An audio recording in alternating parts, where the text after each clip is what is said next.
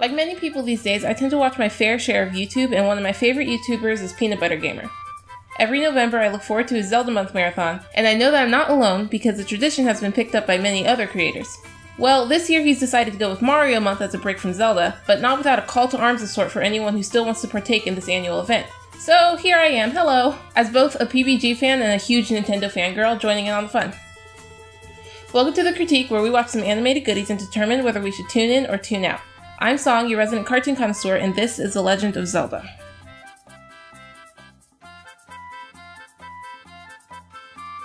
The Legend of Zelda, if you somehow don't know, is a 30-year-old Nintendo franchise created by legendary game designer Shigeru Miyamoto.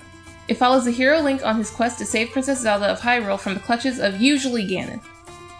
Since the game's first initial release in 1986, the series has seen an entire roster of games, comics, merchandise, and of course, its own cartoon, released onto the world on September 8, 1989 as part of the Super Mario Bros. Super Show. It ran for 13 episodes and was meant to continue if it wasn't for the cancellation of the Super Show itself. I keep hearing negativity surrounding the show, but IMDb and Google seem to like it, so I'm not sure what to think. The only way to go is to find out for myself.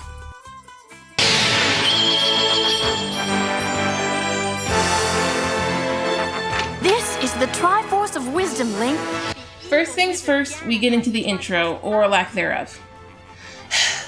Look, at least this isn't devoid of any effort. This isn't like Ultimate Spider-Man where there was just nothing there.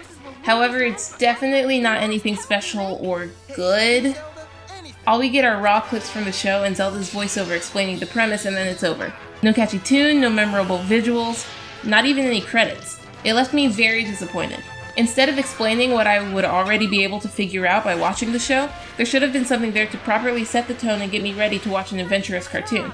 To be fair, it was a show within a show, but if you're already putting in some sort of introduction anyway, make it something that will be easy to identify by the people who feel nostalgic. This is not something I'm going to remember even as I write this script. I suppose I should start this off positively. The music in the show is great. The cues are solid and it uses Koji Kondo's masterful soundtrack from the games.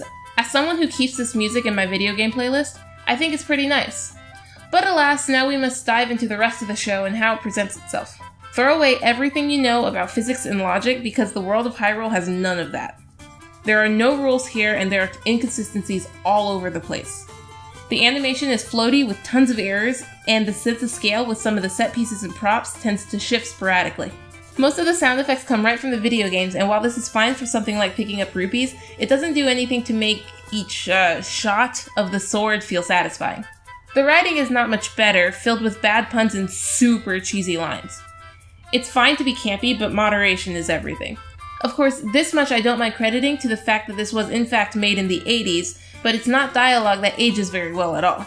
Also not aging well is the voice acting that delivers these cringy lines. The only voice that worked even remotely well was Len Carson as Ganon, who definitely handed up here, but at least it felt like it made sense. Link and Zelda, the main heroes, sounded bad, really bad. It was hard to take them seriously.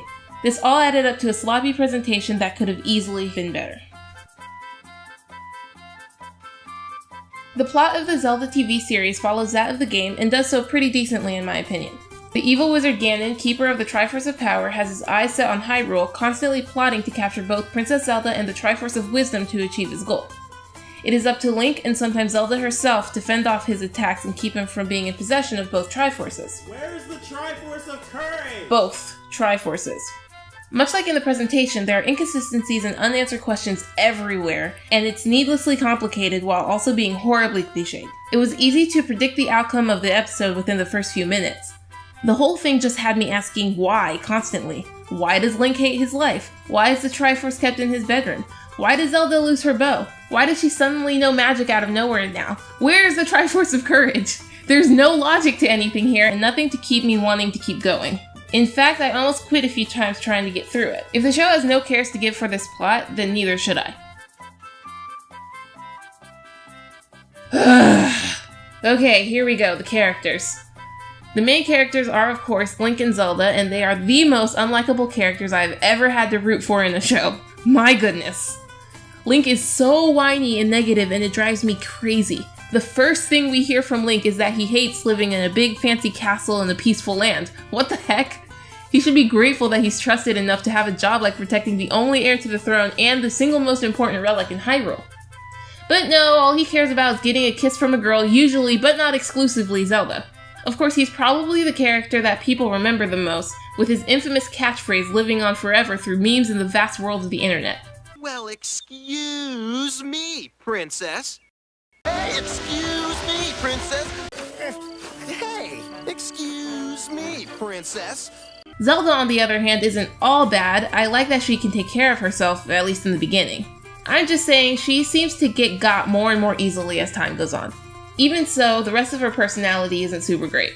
She seems to take advantage of Link a lot and ultimately treats him like nothing more than an employee, often telling him that he has to do whatever she says because it's his job. This does nothing for their interactions, and most of the time you just get them fighting each other. It's so bad. The fun doesn't stop there, oh no.